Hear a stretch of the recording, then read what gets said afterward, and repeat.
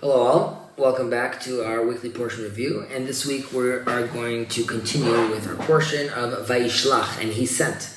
We're still with Jacob, and he is sending out, post his struggle with the angel, he is sending out a greeting party in an attempt to reconcile with his brother Esau, which thankfully is very successful in a beautiful dramatic scene where they hug and embrace each other.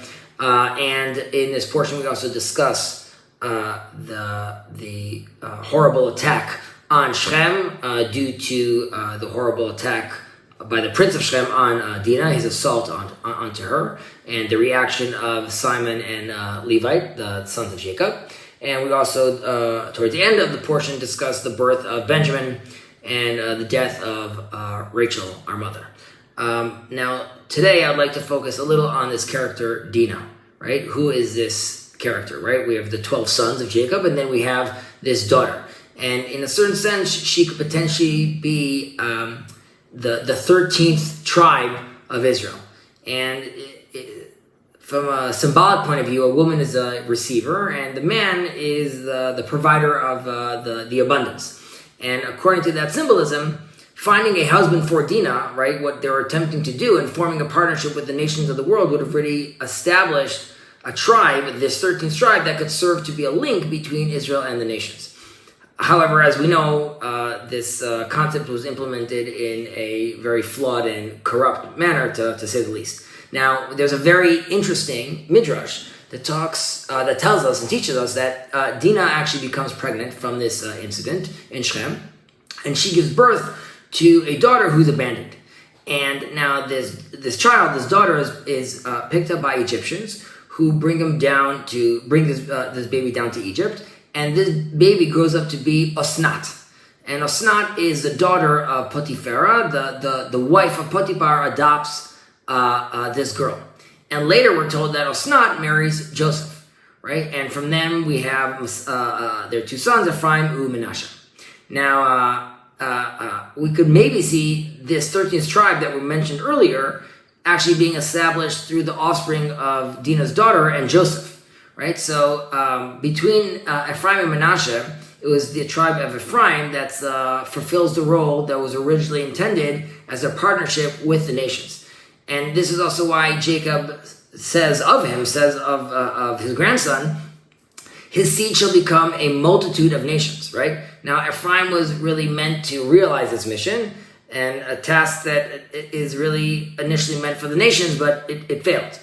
And then this mission was sometimes fulfilled poorly, and we also see this in the text in Hosea, that Ephraim mixes with nations, right? So it didn't really work out necessarily.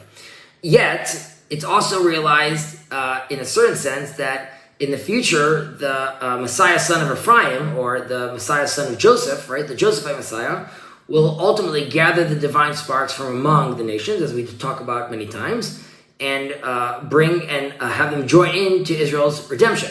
So it's possible that Joseph, he might have been unaware of Osnat's true lineage and likely believed that she was Egyptian.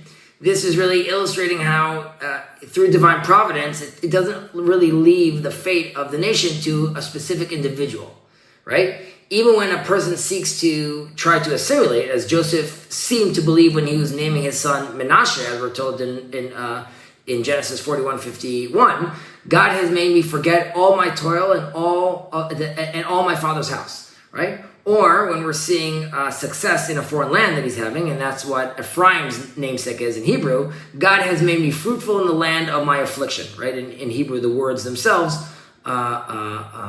correlate to his name Ephraim.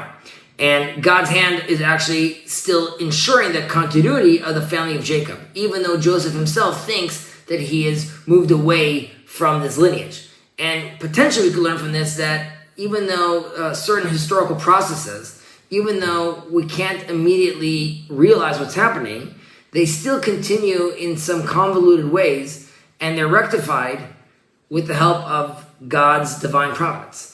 And we have to realize that the Bible we're experiencing and the Bible that we're learning is living through us and with us.